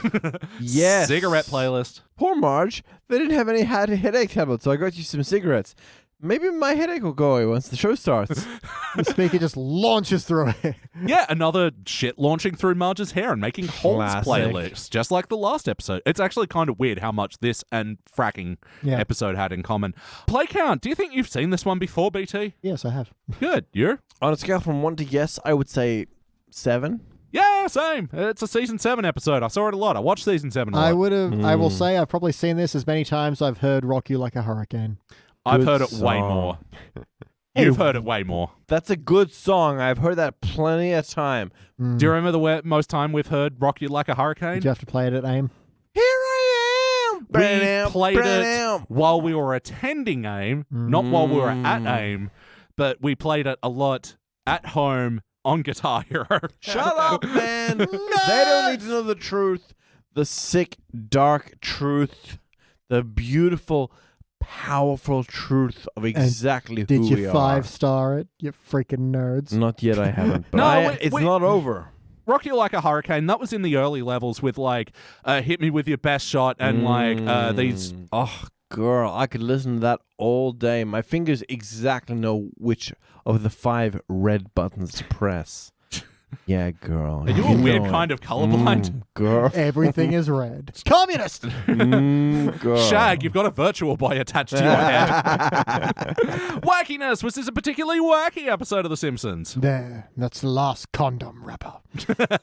We'd like to thank everybody who contributed to Krusty's Canned Food Drive. Yeah. Take that, Mom! Take that, Dad! Take that, Dr. Sally Wexler! My foolish brain destroyed more young minds than syphilis and pinball combined. I love that because especially, Sideshow Bob has already shown himself to be a right-wing fucking weirdo and like the whole blaming society's ills on this sort of shit. Television and pinball and syphilis. Well, I suppose syphilis. Hey, where's that guy who eats people and wears their faces? I'm right here, Chief. Right here, Chief. No big deal. I love that. You know what? That same voice, I think that's the happiest guy in Springfield voice. No, friends. He means himself, but thanks for looking. You know, he was the happiest guy in Springfield. Doesn't mean he wasn't the most murderous. He was wearing the face of the happiest guy in Springfield. Oh my freaking God. Dark twist. Oh my God. Yeah, look, the wackiness of this episode, it's basically all set in this air show where they really exaggerate that shit. And like when Bob is making the thing on the Tyrannovision, making the big terrorist speech or whatever, and the jets kind of just come and hover by. It's like, I don't know much about jets, but those aren't the kind of hovering jets, aren't they? Harrier jump jets, yes they are. Oh, are they? Mm-hmm. Oh, well. As they say, the pride of the U.S. military, the British-made Harrier jump jet. There you go. Well. They rock you like a hurricane. Here I am. And I like when the episode relishes in the cartoony moments. And the thing that I really liked about Sideshow Bob in this episode, and he points out this irony later, that to pull off this scheme, he actually uses a lot of his clowning and television work. Like he's limboing under the window of Curly Hasley, blah, blah, blah. And he's hiding behind the jets flying out from the smoke because it's, of course, the same shape as his head. Yeah, I think they run that thread pretty cleverly throughout this episode. Yes. Also, like when he's wheeling the A-bomb out, and he's and then it... That's also some really great animation there where it kind of looks like he's walking on a sphere. Yeah. Yeah, any other notes of wackiness in this wacky episode? I adore Grandpa's lines in this, which is just... how do you know so much about American history, Grandpa? I pieced it together from sugar packets.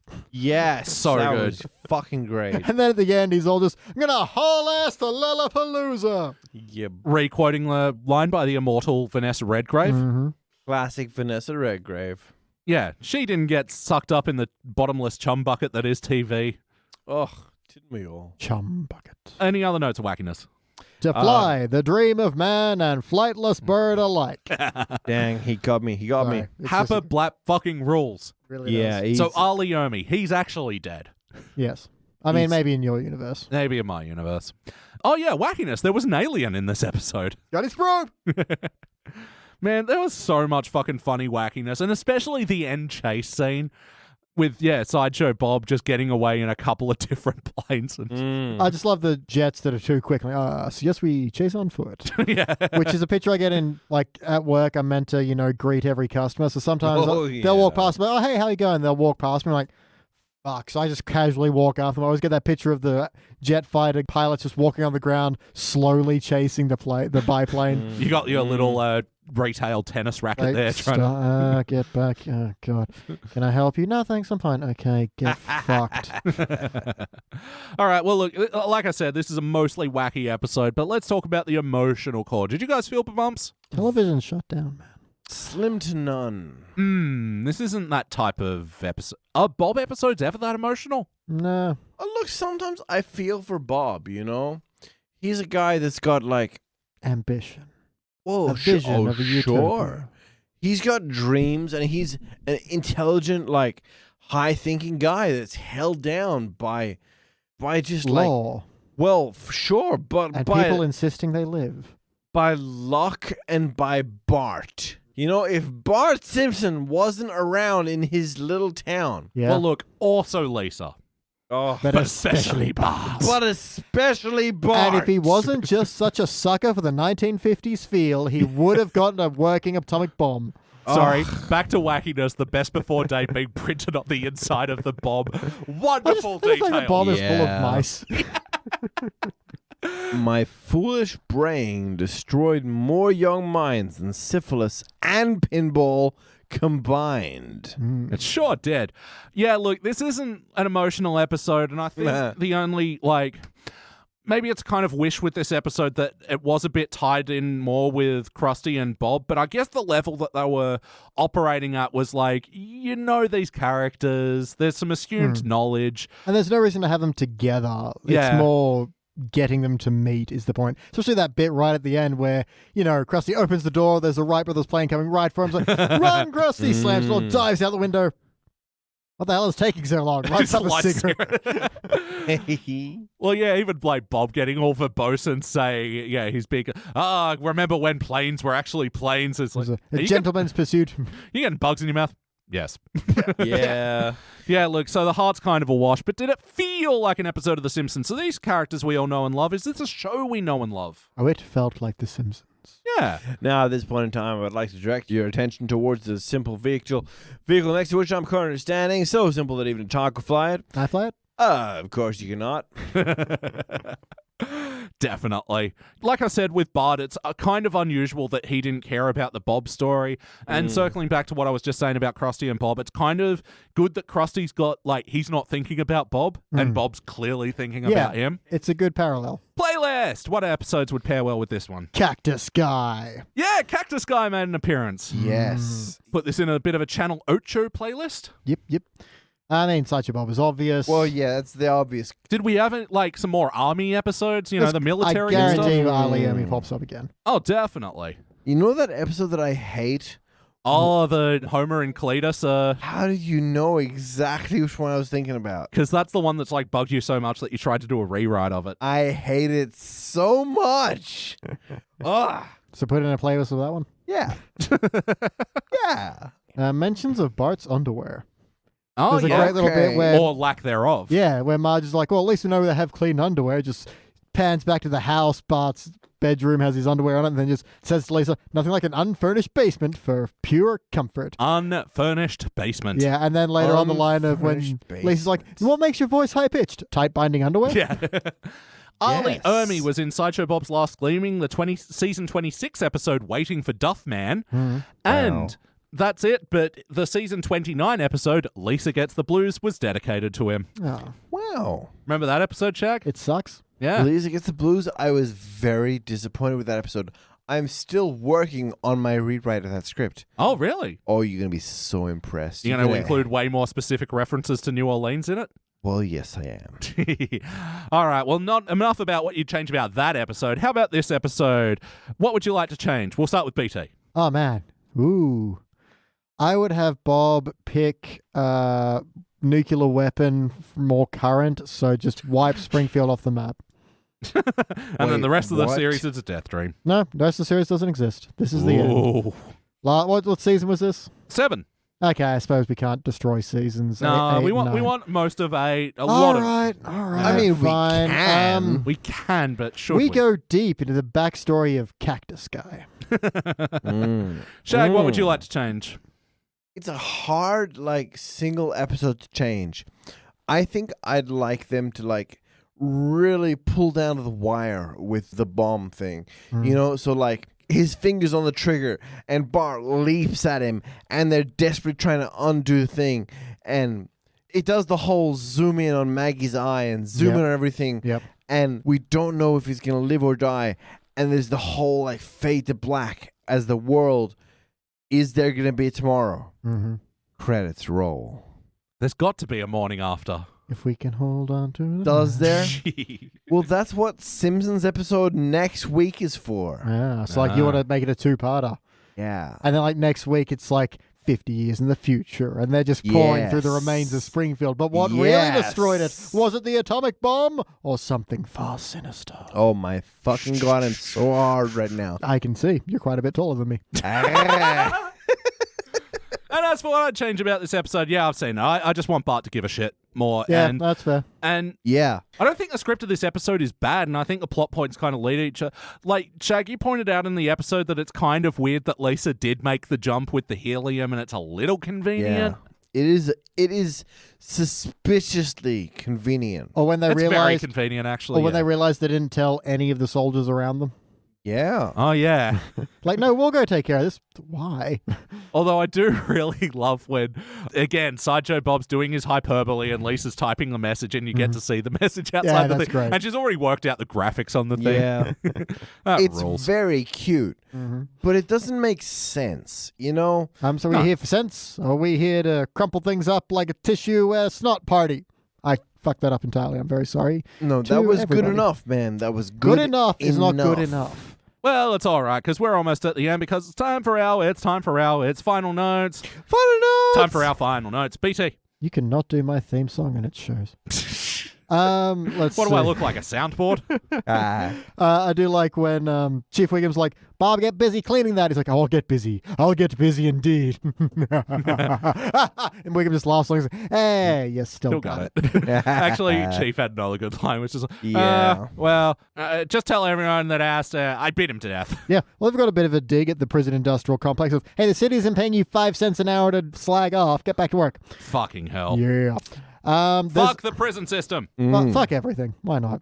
There's a bit where the Bumblebee guy's show is signing off. There's a Goya Beans bowing. Yeah. Oh. Yeah. Interesting. So, Goya Beans predicted Trump's downfall. Ooh. Sure. Yeah. Downfall. I also liked, was it Hasselblatt's line of, that guy really frost my Kelvinator. This is fun. That's pretty good. That's pretty good. And also when so Bart's looking to jump off the Wright brothers plane into the Simpson car, throws his backpack first, goes under the wheels, and then just explodes. Yeah. Yes. Things that shouldn't be on fire being on fire. Yeah. That's important. It is important part of The Simpsons. And that is my notes, Elliot. Back And to you. yeah, we just playlist we reviewed in the last episode, Edgar Allan Poe's house being driven by Molman that's catches spontaneously. on fire. Yep. Yeah. Shag, any other notes, buddy? Let me just go through.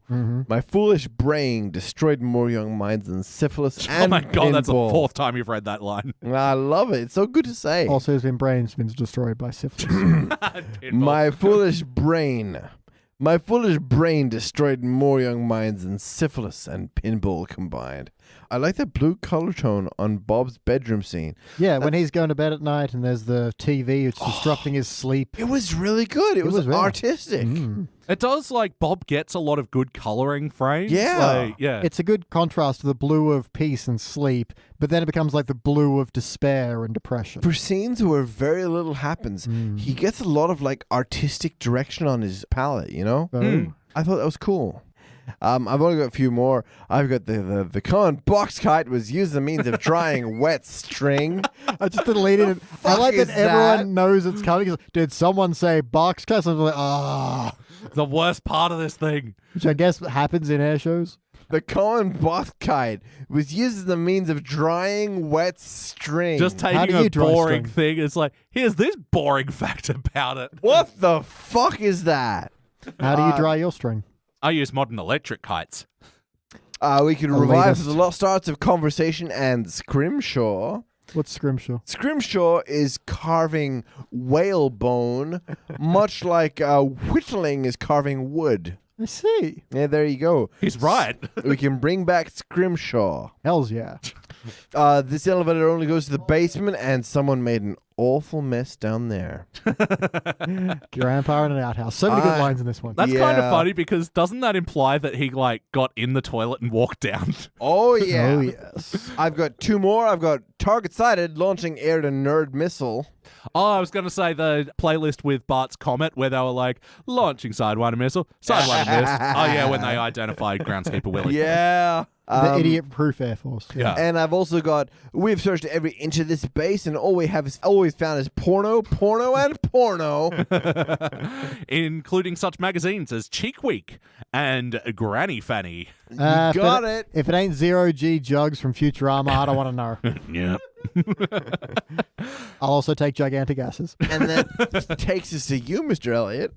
All right, only a few little notes. I liked that they called it a slopstickle course. There we go. That is Filled good. with eggy mayonnaise. What's its secret? It's rancid. Oh.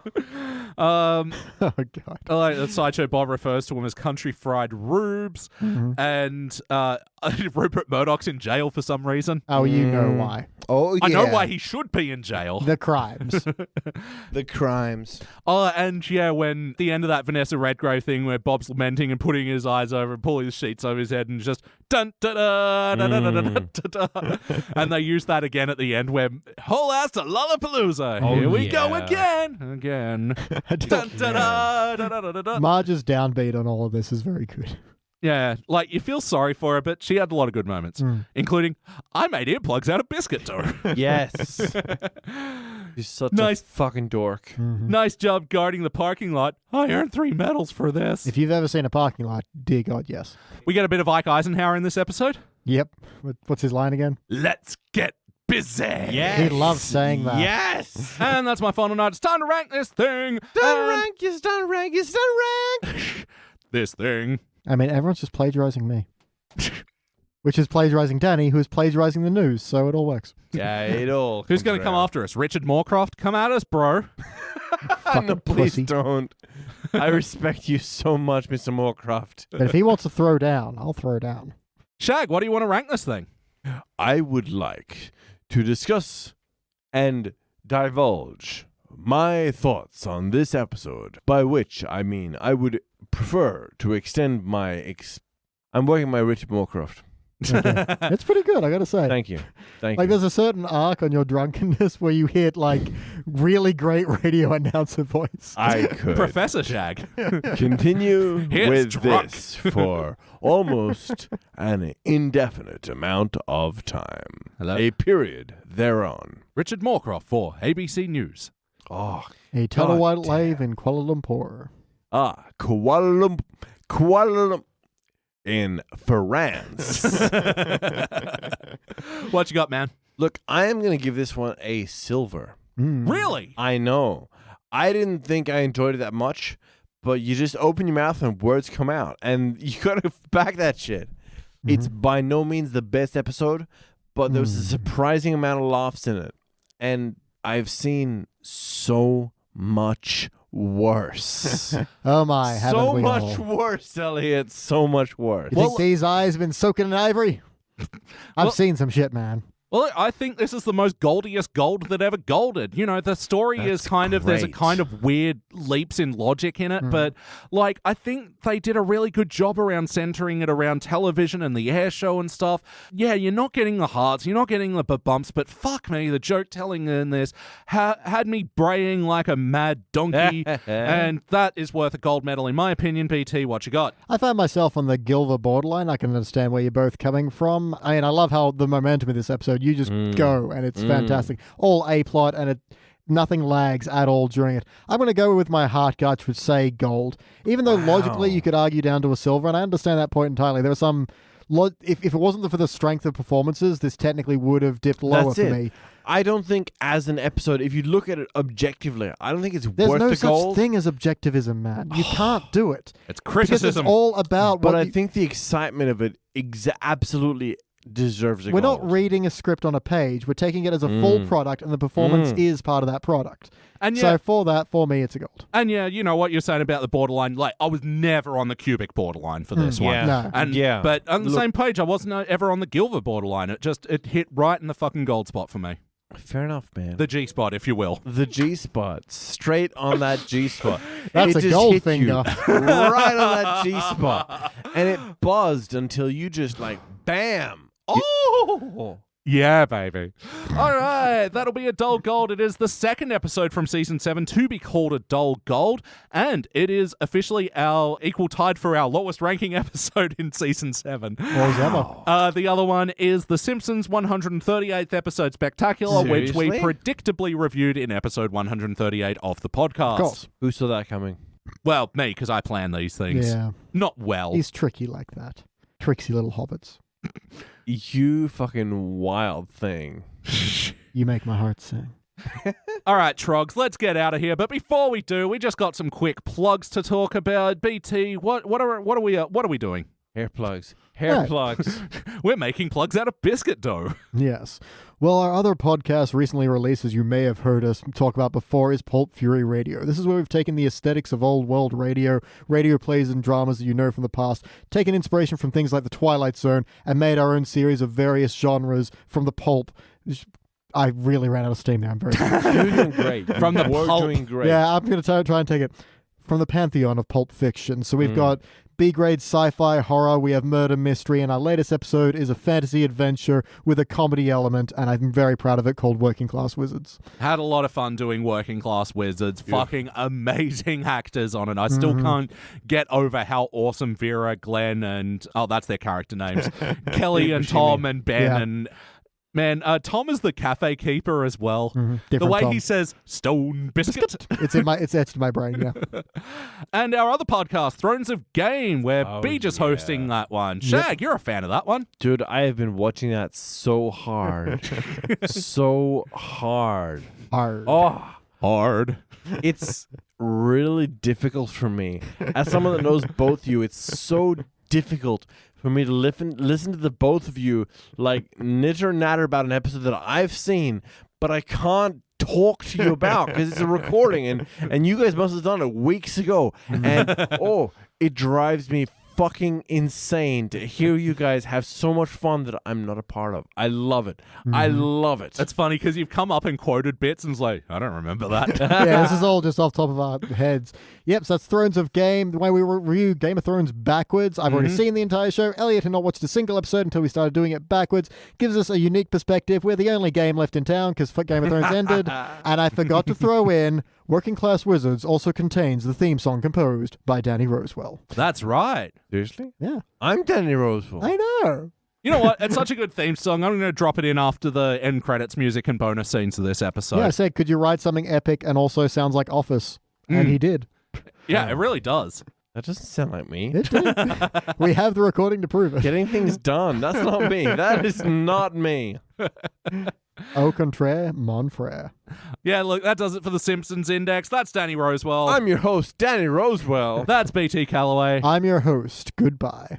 And I'm your co-host, Elliot J. O'Neill. That's all the mustard in the house! The secret is it's rancid. Oh my fucking god. Thank you for listening to the Simpsons Index podcast, which is also an online spreadsheet available at thesimpsonsindex.com. You can chat to us online at facebook.com/thesimpsonsindex or at Simpsons Index on Twitter and Instagram. And now please stay tuned for the bonus scenes! And I had someone insult my hernia, which is known as a burnia. You can leave. I meant to say insult my I'll intestines. finish this myself. wait. Elliot, can you do the crickets noise? Nope. Yeah, suck on that. Nah, my whistle is not wet enough. Yeah, fair enough. So, shit, I forgot to say before we move on, is that reputation justified? Is that reputation justified, pussycat? I don't know what I was doing. Shut up. Is that reputation justified? Silence. Justify, pussycat. And we're back. This is the Simpsons Index. I'm your host, Elliot J. O'Neill. We've just watched a Simpsons episode, Season 20, Episode 47. This is the episode Lisa Gets Braces. Dental plan. I can't believe they forgot they already did an episode where Lisa got braces. Really, though, this is shit we could say. Yeah, I know. This could be an episode. Yeah, they This don't know. one's called And instead, they did the big A-Frack. book of New Zealand smiles. Oh, wasn't that just garbage? Wasn't that just garbage? What the fuck is up with the duo rail? Yeah, Duo-rail. What's it called? Duo-rail. even What's it monorail was one too many. Wait, what's for? Nega-rail. Nega rail. No rail. You want to rail This that hovers. bitch? You can't. I want to rail that bitch. Hell yeah. Oh, wait. Oh, damn it. I don't have time for this. We don't have time. We have to get into the episode. We just watched. That's my line, you son of a bitch. I am the Thrones of Game now. I host all the podcasts. Well, if I'm going to get usurped, then, It would be most appropriate on the Danny Game of Thrones Rosewell, and this podcast, is the right? Danny Rosewell News. Oh, wait, I think I remember Talking this. over the top of other podcasts That's that, it. that you and I both love. You know what? Given the unpredictable trends of Twitch That's and right. YouTube, You won't hear what he's saying because this my would be a very gosh, popular podcast. He just talks over the top of everything that everybody else wants to hear. And we are back, and we just watched our classic and final episode for the evening. This was season episode. This was season 7, episode 9, Sideshow Bob's Last Gleaming. First released in welcome to Sideshow Bob's Last Gleaming. We're not doing the talking over podcast. It's frustrating for the listeners. Look, good bit, frustrating for the listeners. Now, if I press record before Elliot arrives, just you wait and see what wacky shenanigans he says before noticing that he's being recorded. A doop-de-doop-doop-doop. Totally innocent. I'm not... Oh, hey, Elliot. How you doing? Were you pretending to impress? Hey, it's recording. Did you I'm do not... that? You caught me. Yep, Urkel's great old catchphrase. You caught me. Oh, man. All those wacky, like, candid things that Elliot says before he presses record. Bam. Nailed them all. These fucking guys. Oh, my audience. I hate those dickheads. God, what I'd give for 5 minutes alone with that Pantera song. That'd be pretty funny if Chris Pratt starred in a movie called Fall. Oh, and so the Poor Bob. that's Terminator, right? Yeah, that is. Pretty sure that's And- not. No, it is. It is. It turned into, and it shows like When? her on the grabbing the chicken wire. I'm pretty sure fence that it's going. and- That just goes fire and everyone explodes into skeletons. Look, we'll go back to it, We will. and you'll see just how wrong you fucking are. Okay, there's a big thread on The Simpsons and Terminator 2 in Reddit, but I do not have time to read it now. I'm looking forward to reading So that. we'll get to that. But now is not the time for me to prove how wrong Beej is. How much of an idiot Beej is. I'll take this in stride, and we will sort this out later. That's it, bro. We'll figure it out later. Whatever, bro. Whatever, bro. Our friendship can withstand this. Guys, it's the 4th of September. You know what that means.